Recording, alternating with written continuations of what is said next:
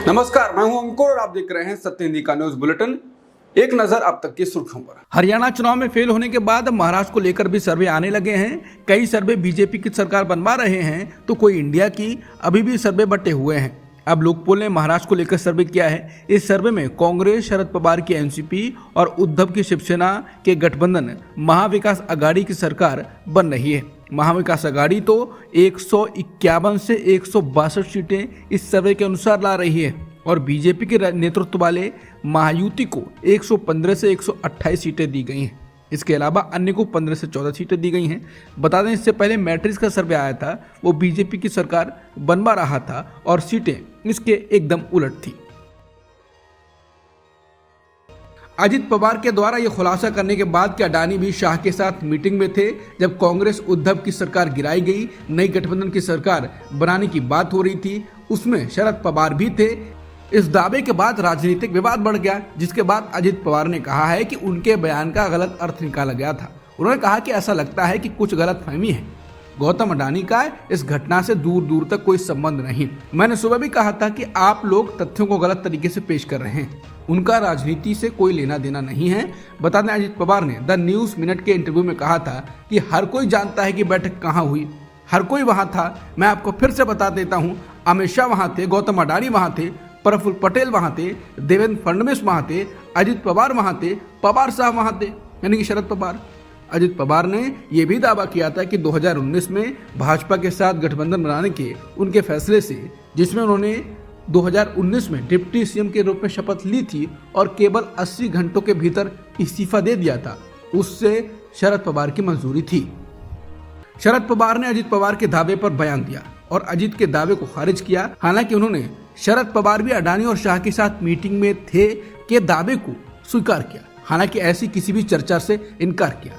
उन्होंने एक मराठी समाचार चैनल को दिए साक्षात्कार में कहा कि अगर ऐसा कुछ होता तो आप भाजपा एनसीपी की सरकार बनते हुए देखते। उन्होंने कहा कि उनके भतीजे अजित पवार के दावों में कोई सच्चाई नहीं है। उन्होंने कहा कि 2019 के चुनाव के बाद उन्होंने कुछ केंद्रीय मंत्रियों और कुछ उद्योगपतियों से मुलाकात की और उनके साथ अजित पवार भी थे, लेकिन ये सरकार गठन पर चर्चा के लिए नहीं थी। इनमें से कुछ मौकों पर अजित पवार मेरे साथ थे।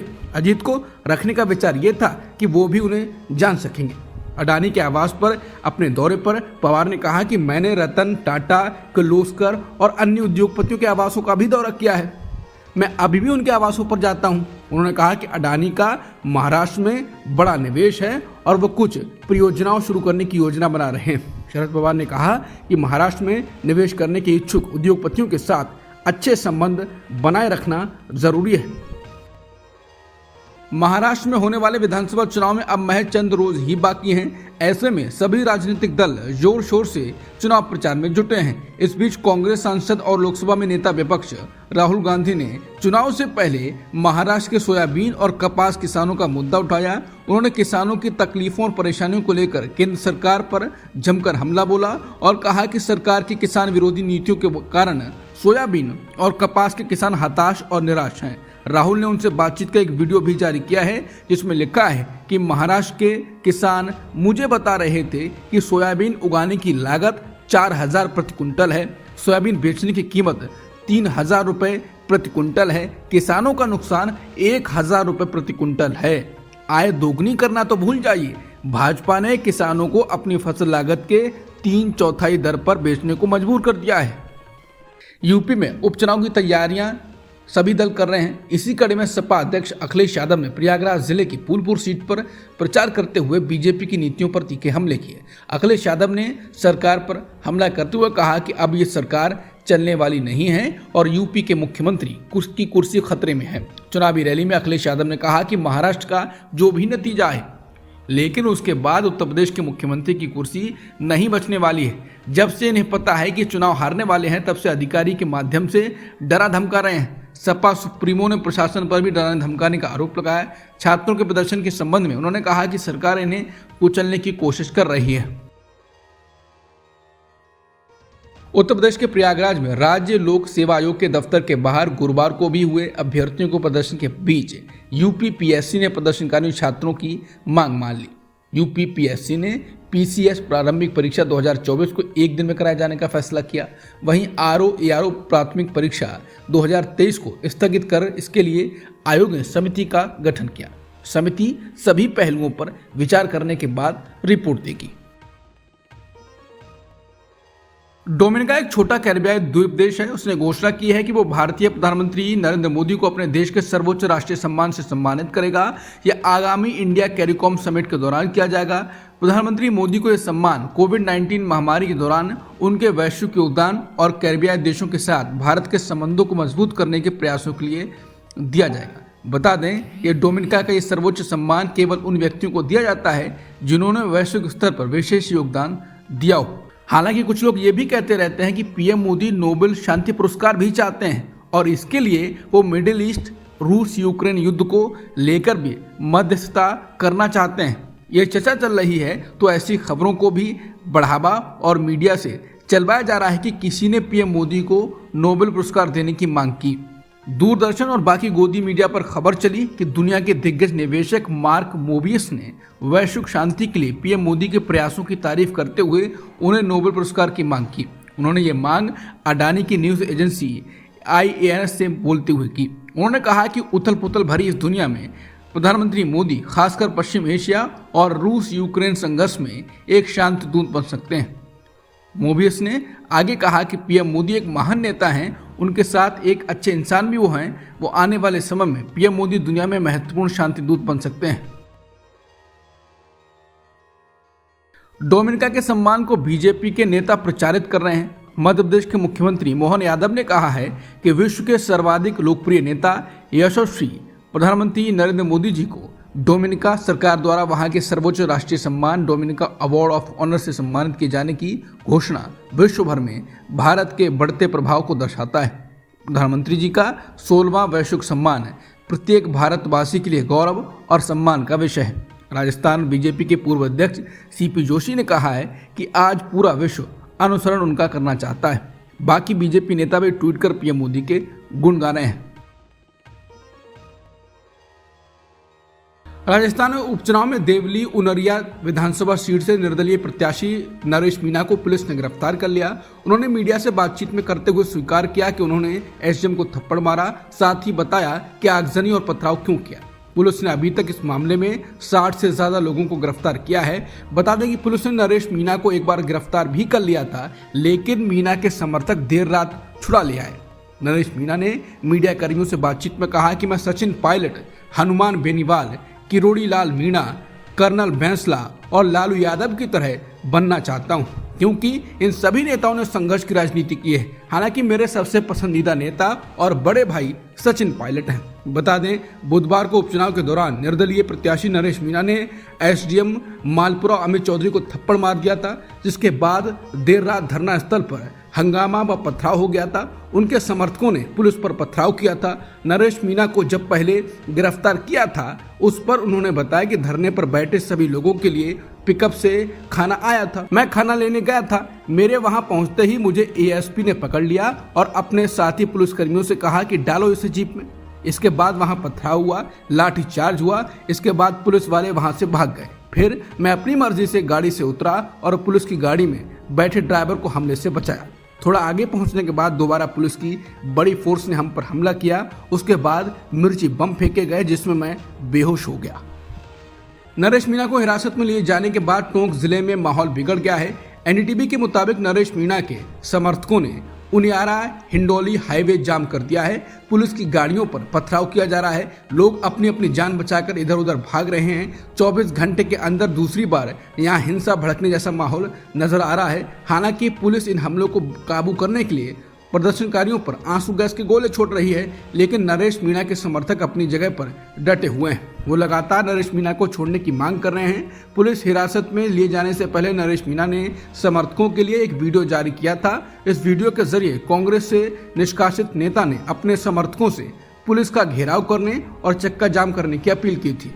नरेश मीणा के थप्पड़ कांड पर पूर्व सीएम अशोक गहलोत ने भजनलाल सरकार को आड़े हाथों लिया। उन्होंने कहा कि राजस्थान में पुलिस का इकबाल खत्म हो चुका है, कानून व्यवस्था ठप हो चुकी है। जब सरकार का इकबाल खत्म होता है तो लोगों में वो डर खत्म हो जाता है, तभी लोग कानून को हाथ में लेते हैं। उन्होंने कहा कि देवली उनियारा में जो भी घटनाक्रम हुआ है, ये हुआ क्यों? ये घटना कोई मामूली घटना नहीं थी। उन्होंने कानून व्यवस्था पर सवाल खड़े करते हुए सरकार से पूछा कि कोई व्यक्ति अधिकारी को थप्पड़ लगाए, ये ऐसी स्थिति बनी ही क्यों?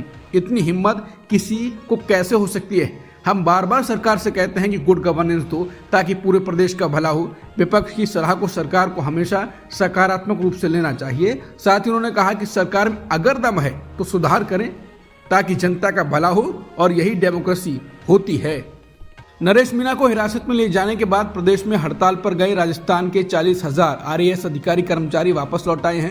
उन्होंने अपना धरना खत्म कर दिया है। कई आरएएस अधिकारी आज शाम सीएम भजनलाल शर्मा से मुलाकात करके आगे की रणनीति तय करने वाले हैं। महंगाई ने अक्टूबर में छलांग लगा दी है। सरकारी आंकड़ों के मुताबिक अक्टूबर में थोक महंगाई बढ़कर 2.36% पर पहुंच गई। इससे पहले भारत की खुदरा महंगाई अक्टूबर में अप्रत्याशित रूप से बढ़कर 14 महीने के उच्च स्तर पर यानी 6.2 पर पहुंच गई, जो सितंबर में 5.5% थी। महंगाई बढ़ने से अर्थव्यवस्था में मंदी के संकेत दिखने लगे हैं। पूर्व प्रधानमंत्री शेख हसीना के देश छोड़ने के बाद में बांग्लादेश में हालात काफी बदल गए। नोबेल पुरस्कार विजेता मोहम्मद यूनुस की सरकार में हिंदुओं की सुरक्षा को लेकर मुद्दा उठता रहा है। इस बीच अब बांग्लादेश के अटॉर्नी जनरल ने संविधान में बड़े बदलाव की डिमांड की। उन्होंने कहा कि देश की 90% आबादी मुस्लिम है, इसलिए संविधान से धर्मनिरपेक्ष शब्द को हटा देना चाहिए। अटॉर्नी जनरल मोहम्मद असदुज्जमा ने जस्टिस फरहा महबूब और देबाशीष रॉय चौधरी के सामने 15वें संशोधन की वैधता पर अदालती सुनवाई के दौरान अपनी दलीलें पेश की। इंडिया टुडे की रिपोर्ट के मुताबिक अटॉर्नी जनरल ने कहा कि पहले अल्लाह पर हमेशा भरोसा और आस्था थी, मैं चाहता हूँ ये पहले जैसा ही रहे। अमेरिकी राष्ट्रपति जो बाइडेन ने अमेरिका के नवनिर्वाचित राष्ट्रपति ट्रंप की बुधवार शाम व्हाइट हाउस में अगवानी की। ट्रंप के व्हाइट हाउस पहुंचने पर जो बाइडेन ने गर्मजोशी से हाथ मिलाया। दोनों शांतिपूर्वक सत्ता के हस्तांतरण पर भी सहमत हुए। जो बाइडेन ने मुलाकात की शुरुआत में ट्रंप को संबोधित करते हुए कहा कि चुनाव में जीत के लिए आपको बहुत बधाई। हम सत्ता के सहज हस्तांतरण की आशा करते हैं। हम ये सुनिश्चित करने की हर संभव कोशिश करेंगे कि आपको कोई दिक्कत ना हो। हमें आज इस बारे में बात करने का मौका मिलेगा। आपका फिर से स्वागत है। बाइडेन के संबोधन के बाद ट्रंप ने उनका शुक्रिया करते हुए कहा कि बहुत बहुत धन्यवाद। राजनीति कठिन है और कई मामलों में ये बहुत अच्छी दुनिया नहीं है, लेकिन आज ये दुनिया बेहतर है और मैं इसकी सराहना करता हूँ। एक ऐसा सत्ता हस्तांतरण जो सहज है, हर मायने में अच्छा होगा। मैं इसकी बहुत सराहना करता हूँ। अमेरिका के नए चुने गए राष्ट्रपति ट्रंप ने पूर्व सांसद तुलसी गबार्ड को नेशनल इंटेलिजेंस का डायरेक्टर बनाया है। तुलसी गबार्ड 2 दशकों से भी ज्यादा समय तक अमेरिकी सेना के लिए काम कर चुके हैं। तुलसी आर्मी नेशनल गार्ड के तौर पर इराक और कुवैत में तैनात रहीं। उन्होंने होमलैंड सिक्योरिटी कमेटी में भी 2 साल से ज्यादा समय तक काम किया। हालांकि तुलसी को उनके नाम की वजह से अक्सर भारतीय मूल का समझ लिया जाता है, लेकिन उनका भारत से कोई संबंध नहीं है। तुलसी के पिता ईसाई हैं और उनकी मां ने हिंदू धर्म स्वीकार कर लिया था, जिसके बाद चलते उन्होंने अपने बच्चों के नाम भी हिंदू धर्म वाले रखे। तुलसी गबार्ड भी हिंदू धर्म को मानती हैं। जब उन्होंने संसद में शपथ ली थी तो भागवत गीता पर हाथ रखकर शपथ ली। ब्रिटेन के अखबार द गार्डियन ने कहा है कि अब वो सोशल मीडिया प्लेटफॉर्म एक्स पर कुछ भी पोस्ट नहीं करेगा। इसका कारण बताते हुए द गार्डियन ने कल लिखा कि हमें लगता है कि एक्स पर अब नकारात्मकता ज्यादा है। हम अपनी पत्रकारिता को और बढ़ावा देने के लिए संसाधनों का बेहतर इस्तेमाल कर सकते हैं। अखबार ने बताया कि ये इस बारे में लंबे समय से विचार कर रहे थे, क्योंकि एक्स पर अक्सर परेशान करने वाले कंटेंट पाए जाते हैं। इसमें अति दक्षिणपंथी प्रोपेगेंडा और नस्लवाद से जुड़े कंटेंट भी शामिल हैं। द गार्डियन के मुताबिक अमेरिकी चुनाव ने भी इस बात को साबित कर दिया है कि एक्स एक टॉक्सिक प्लेटफॉर्म है और इसके मालिक एलन मस्क राजनीतिक माहौल को प्रभावित करने के लिए इसका उपयोग कर सकते हैं। हालांकि एक्स के यूजर्स गार्डियन के लेखों को साझा कर सकते हैं। इसके अलावा गार्डियन ने यह भी कहा कि उसके रिपोर्टर खबरें इकट्ठा करने के लिए एक्स का उपयोग कर सकेंगे।